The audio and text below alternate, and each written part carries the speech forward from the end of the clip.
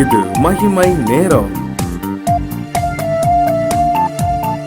சர்வ வல்லமையுள்ள இயேசு கிறிஸ்துவின் இனிதான நாமத்தினாலே நிகழ்ச்சியை பார்த்து கொண்டிருக்கிற உங்களுக்கு என் அன்பின் வாழ்த்துக்களை தெரிவித்துக் கொள்கிறோம். எச்சரிக்கையாக இருக்க வேண்டும் என்பதை குறித்து நாம் இந்த வாரத்திலே தியானித்து கொண்டிருக்கிறோம். கள்ள தீர்க்கதரிசிகளுக்கும் கள்ள போதனைகளுக்கும் கள்ள போதகர்களுக்கும் நாம் எச்சரிக்கையாக இருக்க வேண்டும்.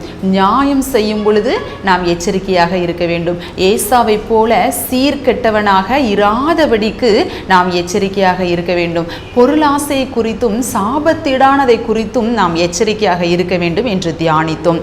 இன்றைய தினத்திலும் தியானத்திற்காக எடுத்துக்கொண்ட வேத வசனம் எபேசியர் 5ஆம் அதிகாரம் 6ஆம் வசனம். ஒருவனும் உங்களை வீண் வார்த்தைகளினாலே மோசம் போக்காதபடிக்கு எச்சரிக்கையாயிருங்கள். இன்றைய தினத்தில் நம்ம எதை குறித்து பார்க்க போகிறோம் அப்படின்னா, வீணான வார்த்தை. சரியா? வீணான வார்த்தைகளே நம்ம பேசுவதை தவிர்க்க வேண்டும். நம்ம பேசுகிற வார்த்தைகளே ஜாக்கிரதையுள்ளவர்களாக நாம் இருக்க வேண்டும். இப்படி கூடுவாங்க, ஒரு பழமொழி ஒன்று சொல்லுவாங்க, தவளை தன் வாயினால் கெடும். அது எதுக்காக அப்படின்னா, இந்த பாம்புக்கு தவளை எந்த இடத்துல இருக்குன்னு சொல்லிட்டு எதை வச்சு ஐடென்டிஃபை பண்ணோம் அப்படின்னா, ஸ்மெல்லை வச்சுலாம் ஐடென்டிஃபை பண்ணாது. அது எதை வச்சுன்னா, அந்த தவளை அது வாயை வச்சுட்டு சும்மாவே இருக்காது. ஆனால் எப்போ பார்த்தாலும் சவுண்டு போட்டுகிட்டே இருக்குமா. அப்போ இந்த சவுண்டு கேட்டுட்டு அப்படின்னாலே தவளைக்கு ஃபீல் ஆயிரும், பாம்புக்கு ஃபீல் ஆயிருமா, அந்த இடத்துல தவளை இருக்குது அப்படின்னு சொல்லிட்டு அதை அப்படி லெபக்குன்னு எடுத்து சாப்பிட்டுருமா.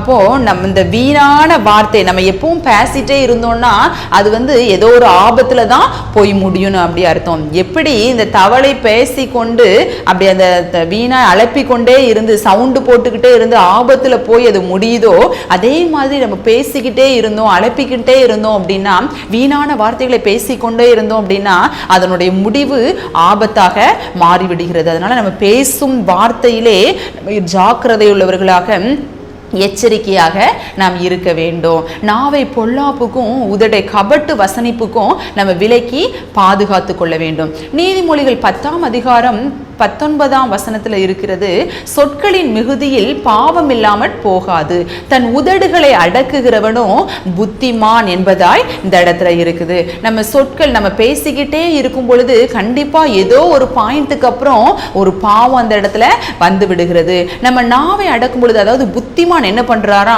நீதிமானா இருக்கிறவங்க புத்தியாய் நடக்கிறவங்க என்ன பண்றாங்களா, தன் வாயை அடக்கி கொள்வார்களாக, வீணாக பேசாதபடிக்கு. ஏன்னா இருக்குதுல்ல, பரியாசக்காரர் உட்காரும் இடத்தில் உட்காராதேன்னு இருக்குல்ல, வீணான வார்த்தைகளை அளப்பாதபடிக்கு தன் வாயை அடக்கி கொள்வார்களாக.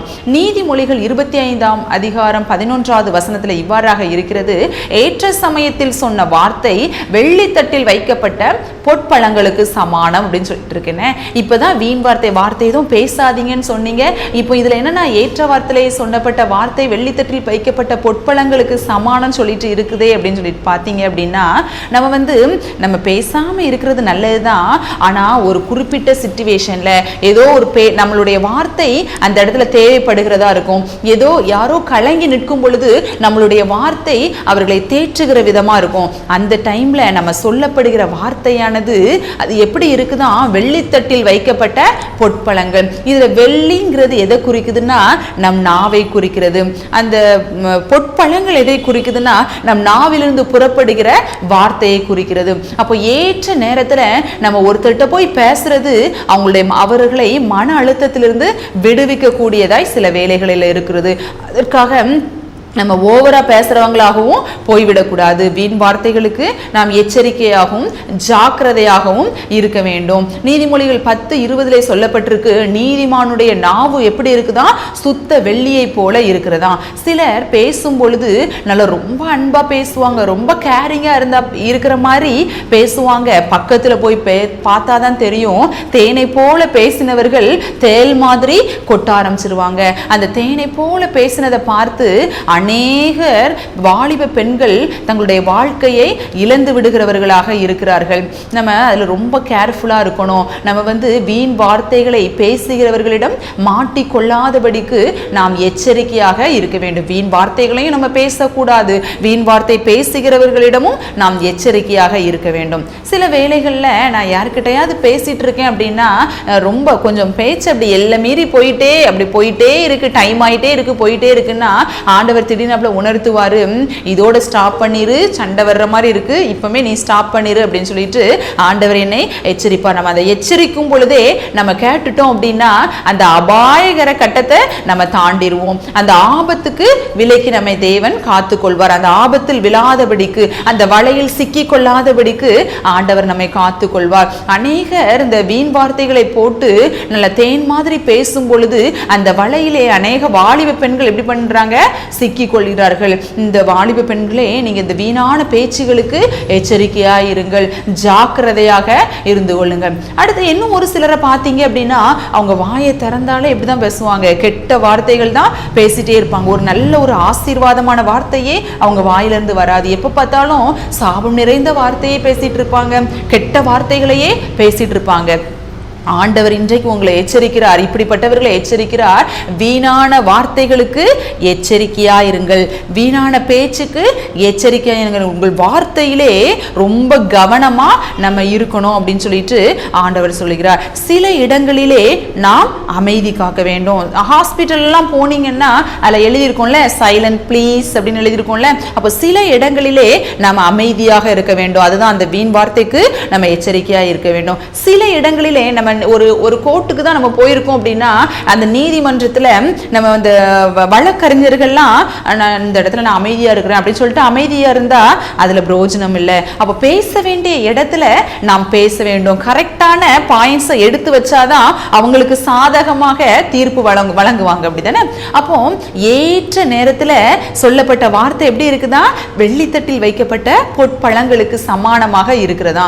அப்ப நம்ம சில இடங்களில் அமைதி காக்க வேண்டிய இடங்களில் அமைதியாக மௌனமாக நம்ம இருக்க வேண்டும். பேச வேண்டிய இடங்களில் நாம் பேச வேண்டும். ஏதோ ஒருத்தர் ரொம்ப இறுக்கமான சிச்சுவேஷன்ல இருக்காங்க, ஆபத்தான நிலைமையில இருக்கிறாங்க அப்படின்னா அவங்க கிட்ட போய் அமைதியா சரி நம்ம உட்கார்ந்துருப்போம், ஆண்டவர் பேசக்கூடாதுன்னு சொல்லியிருக்கிறாங்கன்னு சொல்லிட்டு வீணான வார்த்தை பேசக்கூடாதுன்னு சொல்லியிருக்காங்கன்னா அமைதியா இருக்கக்கூடாது.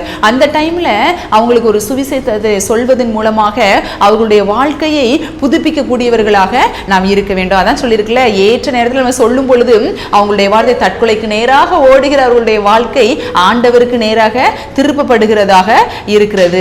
நம்ம ஆண்டவர் நம்மளை எச்சரிக்கும் பொழுது அந்த அலர்ட்டை கேட்டு நம்ம என்ன பண்ணிடணும், விழிப்படைந்துடணும். நீ பேசாதன்னு சொல்லும் போது அலர்ட் ஆகி நம்ம பேசக்கூடாது. இந்த இடத்துல நீ இந்த வார்த்தையை பேசு, அவங்களுக்கு ஆறுதலாக பேசுன்னு சொல்லும் போது அந்த இடத்துல நம்ம என்ன பண்ணணும், பேசணும். நம்ம இப்படி ரொம்ப கேர்ஃபுல்லா இருக்கணும். அதுதான் ஆண்டவர் சொல்றாரு, வீண் வார்த்தைகளுக்கு எச்சரிக்கையா இருங்கள், நீதிமான் தன் நாவை அடக்கி கொள்ளுகிறான் அப்படின்னு சொல்லிட்டு இந்த இடங்கள்ல இருக்கு. நம்ம வீண் வார்த்தைகளுக்கு விலக்கி நம்மை பாதுகாக்கும் பொழுது கர்த்தர் தாமே உங்களை ஆசீர்வதிப்பார். ஜெபம் செய்வோம். அன்புள்ள இயேசப்பா, அந்த அருமையான வேலைக்காக உமக்கு நன்றி தகப்பனே. அப்பா, நீங்க எங்களுக்கு தந்திருக்கிற இந்த நல்ல வாழ்க்கைக்காக நன்றி சுவாமி. எங்கள் நாவை பொல்லாப்புக்கும் உதவி கபட்டு வசனிப்புகளுக்கும் விலக்கி எங்களை பாதுகாத்து கொள்ளுங்க தகப்பனே. வீணான வார்த்தைகள் ஒன்று எங்க வாயிலிருந்து வரக்கூடாது ஏசப்பா. அப்பா, நல்ல வார்த்தைகளை, உமக்கு உகந்த வார்த்தைகளை, அப்ப உம்முடைய வார்த்தைகளை நாங்கள் பேசி மற்றவர்களுக்கு ஆறுதலை உண்டாக்குகிற பிள்ளைகளாக நாங்கள் இருக்கணும் ஏசப்பா. நீங்க அப்படிப்பட்ட பெரிதான கிருபைகளை எங்களுக்கு தரப்போகிறபடியால் உமக்கு நன்றி. ஆமேன். இயேசு மூலம் ஜெபிக்கிறோம் ஜீவனும் பரிசுத்தமுள்ள நல்ல பிதாவே. ஆமேன்.